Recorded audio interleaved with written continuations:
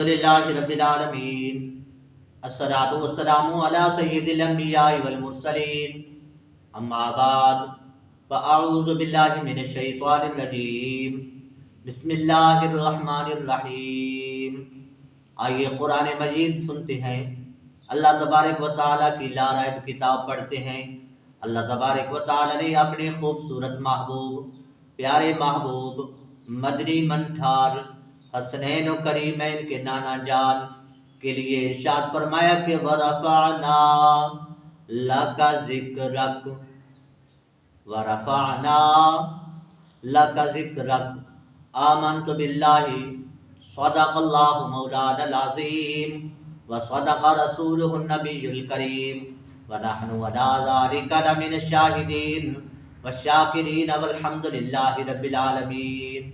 حضرات ذی احباب، میں نے جو آپ کے سامنے اللہ تبارک و تعالیٰ کی لا ریب کتاب قرآن مجید فرقان حمید کی ایک سورت جس کا نام ہے سورت الم نشرح، اس کا ایک چھوٹا سا حصہ آپ کی خدمت میں پیش کیا۔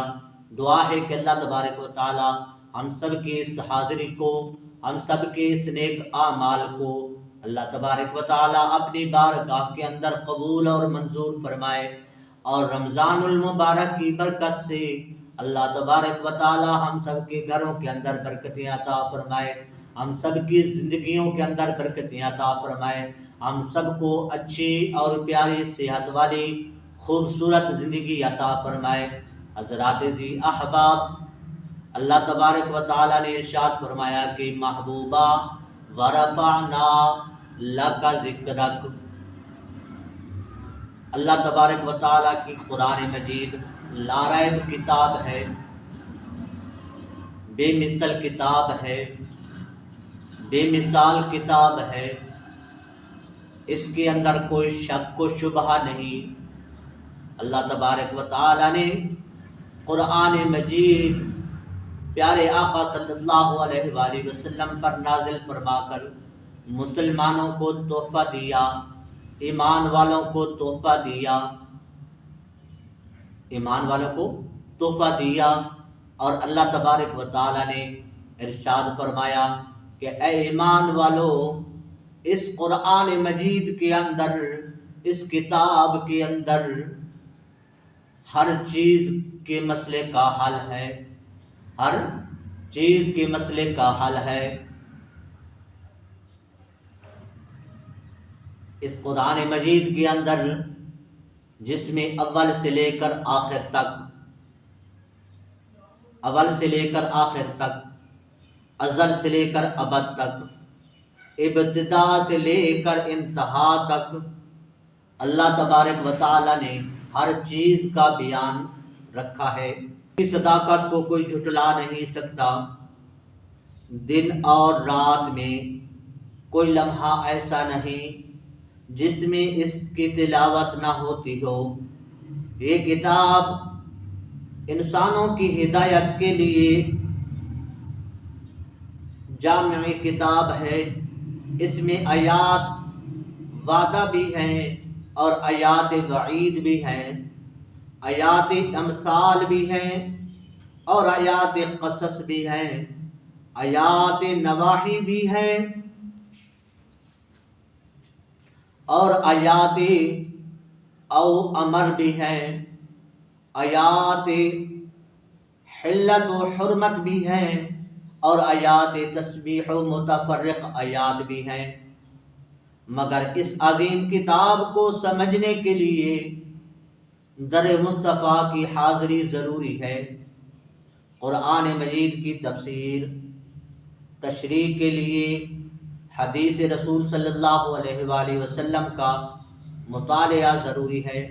قرآن مجید نے نماز کا حکم دیا مگر یہ نہ بتایا کہ کیسے پڑھو۔ نماز کو پڑھنے کے لیے حضور صلی اللہ علیہ وآلہ وسلم نے پڑھ کر دکھائی کہ اے مسلمانوں، اے ایمان والو، یوں نماز پڑھنی ہے۔ قرآن مجید نے زکوٰۃ کا حکم دیا کہ زکوٰۃ دو، مگر اس کی تفصیل حدیث پاک سے بتائی۔ قرآن مجید نے فرمایا حج کرو، مگر مناسک حج کی مکمل تفصیل نہ بتائی۔ پیارے نبی صلی اللہ علیہ وآلہ وسلم نے حج کر کے دکھایا کہ یوں کرو، تو نتیجہ یہ نکلا کہ قرآن مجید قال ہے اور حضور صلی اللہ علیہ وآلہ وسلم کی زندگی مبارک حال ہے۔ لہذا جس طرح قرآن مجید کے ساتھ حدیث مصطفیٰ صلی اللہ علیہ وآلہ وسلم ضروری ہے، اسی طرح حمد خدا کے ساتھ نعت مصطفیٰ بھی ضروری ہے۔ اسی طرح حمد خدا کے ساتھ نعت مصطفیٰ صلی اللہ علیہ وآلہ وسلم ضروری ہے۔ ہمارا عقیدہ ہے کہ ذکر خدا کے ساتھ ذکر مصطفیٰ صلی اللہ علیہ وآلہ وسلم اور ذکر مصطفیٰ صلی اللہ علیہ وآلہ وسلم کے بغیر ذکر خدا لا حاصل ہے۔ وہ اس طرح کہ اگر کوئی انسان 1,00,000 مرتبہ لا الہ الا اللہ پڑھتا رہے، مسلمان نہیں ہو سکتا جب تک محمد الرسول اللہ نہ پڑھے گا۔ اس لیے اگر ایمان صرف لا الہ الا اللہ میں ہوتا تو دنیا میں بہت سے غیر مسلم مذاہب ایسے ہیں جو اللہ تبارک و تعالیٰ کو مانتے ہیں۔ اگر ایمان صرف لا الہ الا اللہ میں ہوتا تو دنیا میں بہت سے غیر مسلم مذاہب ایسے ہیں جو اللہ تبارک و تعالیٰ کو مانتے ہیں، مگر ہم انہیں مسلمان نہیں کہتے جب تک ان کے قلب و زبان پر محمد الرسول اللہ کی مہر نہ لگے گی۔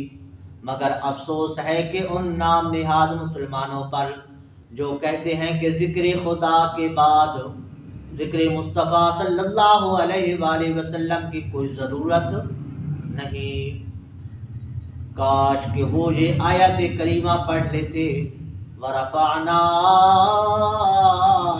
لَكَ ذِكْرَكَ، اور ہم نے تمہارے لیے تمہارا ذکر بلند کیا، تمہارے لیے تمہارا ذکر۔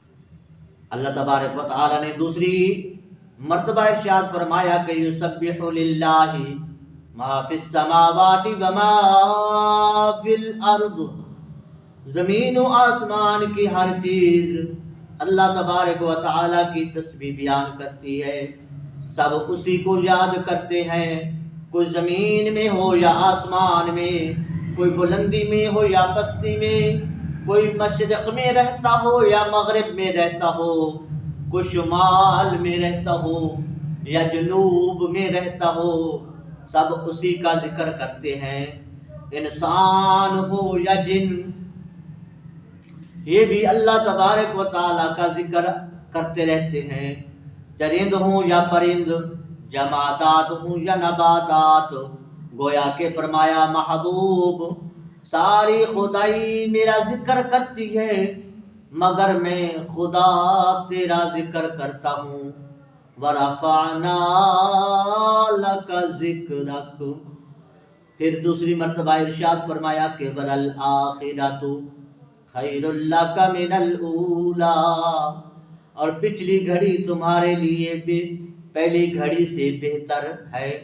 کلمہ اذان ہو یا خطبہ، کلمہ شہادت ہو یا خدا کی عبادت، دن ہو یا رات، خوشی ہو یا غمی، ذکر خدا ہوگا۔ جہاں ذکر خدا ہوگا وہاں ذکر مصطفیٰ صلی اللہ علیہ وآلہ وسلم بھی ہوگا۔ تو آپ بھی ذکر خدا کے ساتھ ساتھ ذکر مصطفیٰ بھی کیا کریں۔ ذکر مصطفیٰ کرنے سے دل کو ٹھنڈک پڑتی ہے، ذکر خدا کے ساتھ ذکر مصطفیٰ کو کرنے سے دل کو ٹھنڈک پڑتی ہے، آنکھوں میں نور کی روشنیاں آتی ہیں، دل و دماغ طبیعت خوبصورت رہتی ہے۔ دعا ہے کہ اللہ تبارک و تعالی ہم سب کو ذکر خدا کے ساتھ، اپنے ذکر کے ساتھ اپنے سونے محبوب صلی اللہ علیہ وآلہ وسلم کا بھی ذکر کرنے کی سعادت نصیب فرمائے۔ وآخر دعوانا ان الحمد للہ رب العالمین۔